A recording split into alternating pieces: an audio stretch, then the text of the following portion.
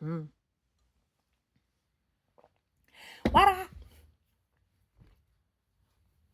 Wait. All right.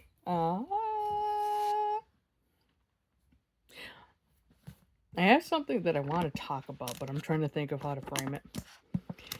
Uh, I've been thinking about uh making a video, but I figured that I would just do this video because I kind of wanted to go over what my thoughts were, because I am getting quite burned out with trying to fit into a box, and it's not helping. It's not working anymore. Like, I was able to do this when I was younger, where I would just be able to, like, put a facade on and just act like I function normally, but I can't do it anymore. It's just getting too hard. Like, I tried going back to college for digital video production, but then it just became too much. There was just too much on my plate to juggle. And so, becoming so burned out, I got to think, why? So then I decided that I wanted to investigate some things because, for one, I've had questions, but I never really had any answers. And so I decided to talk to the Father. And I thought, well, Heavenly Father, why am I like this? And people of Earth would kind of just label it, you know, something or another. And, some people would probably label it as like showing some signs of autism or showing some sign of ADD or ADHD. But it's like, I thought to just talk to the Father and say, okay, well, beyond human labels, why am I like this? And from what the Father told me, or the Lord, from what the Lord told me, is that people on earth are not very open minded to the differences of intelligences that are out there. Everything that we have in this world is so very normal and so very like restrictive. I mean, well, people say it's normal, but it's not helpful. So basically, a person's idea of normal is basically determined by society. But what society determines is just like a list of conditions or expectations for people to meet, or in order to be considered a normal functioning member of society. And for people that fit outside of that, they get labeled. And in the health industry, you know, behavioral health, psychiatric health, in the health industry in general, all these labels are used to basically put people into categories. And when you put a person into a category, it creates a box. And when you put a person into a box, it creates a restriction into the way that they can think.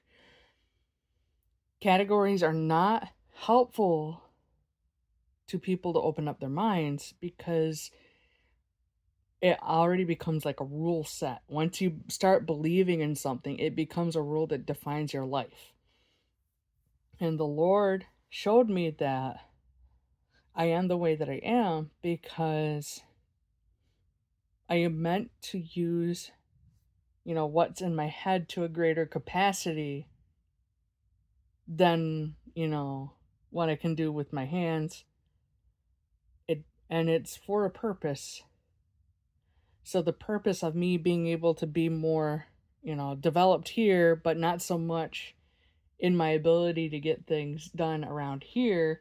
Like, my room is kind of a mess right now because I kind of just fall behind on things all the time. And there's just so many gosh darn human responsibilities, and sometimes I just get overwhelmed and I kind of just shut down. I'm in the middle of a shutdown period right now, trying to work my way out of it. But basically, he told me that I was given the ability to have a great way of looking at things and to process information because I have to be able to be somebody that understands higher information and to be able to distill that down into something that people can understand. And that is because, according to, the visions that I've had, according to the feelings that I've gotten, the memories that have been brought up to the surface that relate to the direction he wants me to go in, is I'm meant to be a teacher. I am meant to be a leader. And I'm meant to be somebody that guides people in the way that they think and feel about things, not setting hard rules about what's allowed and what's not allowed, but to get people to think a bit more about the consequences of the way they think and feel, as as they try to do things how Earth taught them to do things, but not as the heavens would like them to do things. And basically, people are struggling because they don't get a chance to just be themselves as they were meant to be because of all these labels that are trapping people's minds into a very tightly confined space. That is not serving anybody.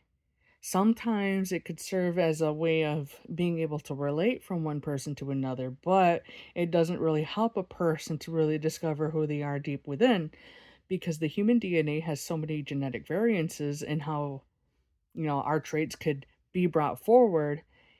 And because of how we are raised, shape our attitudes that come from these DNA genetic stuff. It becomes a complicated matter that you can't just say, "Oh, somebody is showing, type 1 blah and then has a subset of issues from type 2 blah." And it's like, that could be a foundation of trying to understand yourself more, but it doesn't tell you how to use your intelligence, how to work with your own consciousness. It's just a point of being like, "Oh, you're like this because blah." But are you always going to live life being like, "Well, I can't do this because blah?" Or are you going to say, "Well, maybe I have struggles in this area, but I noticed that I have a lot of strengths in this area." And that's why it's important for people to get to know themselves, without all this information cramming. Because, like, if they're looking online, they're doing research and they're trying to cram information into their own brain, being like, "Well, I just want to understand myself better." A lot of people end up self-diagnosing themselves and then they get themselves trapped into not really understanding who they are because as I talked to the father, he explained to me, this world is very restrictive. It doesn't let people walk the path that they're meant to walk on because there are people out there that purposely want to set a cornerstone for themselves and say, "This is mine, nobody else can have it." And they do this by looking at somebody else and saying, "Well, so and so has a brilliant mind, blah, blah, blah, but I want them to feel like they don't fit into this world so that way they get to shut themselves off and not help anybody." And this world is way too competitive. Competition does not exist in heaven because everything works in as a cooperation between moving parts, moving people, people. Like divine beings are great forces of energy. They could be anything that they envision themselves to be, but if you start calling them people, it somewhat limits a person's understanding of them because it's like, well, there's so much more than like the human body that we have to use here. And the brain that we inherit from, you know, our genetic line, it can have challenges of its own. It's like, well, for me, it's like I am very prone to becoming emotionally dysregulated, but that's because I am an empath. And it was upsetting to me when somebody told me, it's like, well, can't you just get medicated for that? And then can't you just tell your employer that you're on such a medication? And I'm like, a violation of HIPAA. really? You're promoting a violation of HIPAA. And it's like they don't have to know what's going on with you. Because the thing is, the truth of it is, when people get to know what's up with you, they use it against you. And that's a form of persecution in itself because it's like you get treated badly just because you're different. And it's like you can come across some like people that are, you know, a certain way, like they don't always communicate in the best way, and they're like very direct and they just very straightforward, and it's like that's just how they are. It's like, but in this world it's like so many people get offended because somebody communicates in such a way, and then there's this sense of entitlement that somebody has to basically bend over and, kiss the feet of another person, and it's like, no.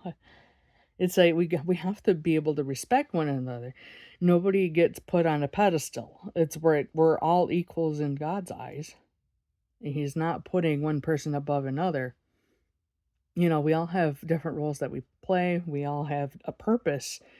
And the way we're built for this life is due to the lessons that we have to get done, due to the things that we need to learn, and ultimately everything that is, accumulated through our human journey is supposed to hold clues as to what our overall purpose is. And they don't teach that thing in school. In school, they teach people to stay in line, to not question authority, and to basically pass the standardized test. And they're not given the ability to figure themselves out. They're not taught the truth about how to know thyself. And when people get religion into the mix of it, there's some truth there, but a lot of it's hidden, a lot of it gets construed, and the leaders in those religious organizations teach a confused way of things. And it's all because, the blind cannot, lead somebody to the truth. It's like it it's really baffling. But this world is so backwards. And so it should not be surprising to anybody who's truly on the spiritual path just how backwards everything is. What gets more surprising is all the nitty-gritty details of how it got to be that way. But that's not something I can talk about here. So I'm thinking to myself, like, what is the point of the video? I'm treating it like a vlog. It's a vlog. It's a thing. So, I talked to the Lord, and He's just very supportive. He's really great. Like, great counselor, wonderful counselor. He's an everlasting Father. So I'm talking to Him, and look, some people may call Him Jesus, but I'm like, He's got a name nobody knows. So people that do know Him feel Him. And so His presence is very calming, soothing. He's very gentle, very sweet. Sweetest person that you could ever come across, energetically. And to me, it's like He told me, "You are wonderfully made." And that's just about the kindest thing that anybody could ever say to another person. Never once did He look at me and say, "Well, this is wrong about you. This is screwed up." No, he's loving. And a loving father does not point out all these flaws and then belittle their kids about it. It's like He points out things and says, "Here's how I look at it. It's not meant to hold you back. You're meant to learn more about something. You're meant to learn more about yourself. You're meant to be able to figure out why it's there and then be able to see where you can go with, what you're learning." It's like everything just builds upon one another, and if people had access to past life memories, they would understand that the way they are in this life is not random. It really is not random. Like, it's baffling to me that one life I had in the past is much more influential on this life than other lifetimes. And I just think it's because of the things that I was learning about. Because it seemed like there were lessons that I missed, and there was a lot of karma. And probably because of all the karma, it's probably why it led to my life being the way that it is. And so, like, I get to think about one of my past lifetimes, and it's like there's this man that was very misunderstood. And the more I learn about my life as that man way long ago in Mesopotamia, the more I realize he and I are pretty similar. And there has to be a reason for that. It has to be a reason for it. Because from what I understand, as I was learning in that life, as I was realizing, it's like I was very much a slave to other people's agendas. But I was very much a person that wanted to, do the right thing, but wasn't always able to just because I was a slave to everybody else's agenda. And in this life, I'm a slave to no one, but somehow I get caught up here. So I kind of hold myself a hostage, and I gotta stop doing that somehow, some way. But what I learned from him is that he was very much up here, and that's why a lot of people didn't get him. He had some traits that people would have said were, you know, in alignment with having ADHD or autism. It's like he had some of those qualities, but it's like people don't acknowledge the soul that drives the brain. It's like, well, according to the soul that drives this brain, I'm just a very sensitive being. If I'm emotionally dysregulated, it's because I'm a very highly empathetic individual. I'm very sensitive. And there are times where I take on other people's personalities just because I'm that sensitive. And that's how I get to know people. That's how I'm designed. And sometimes it's just overwhelming.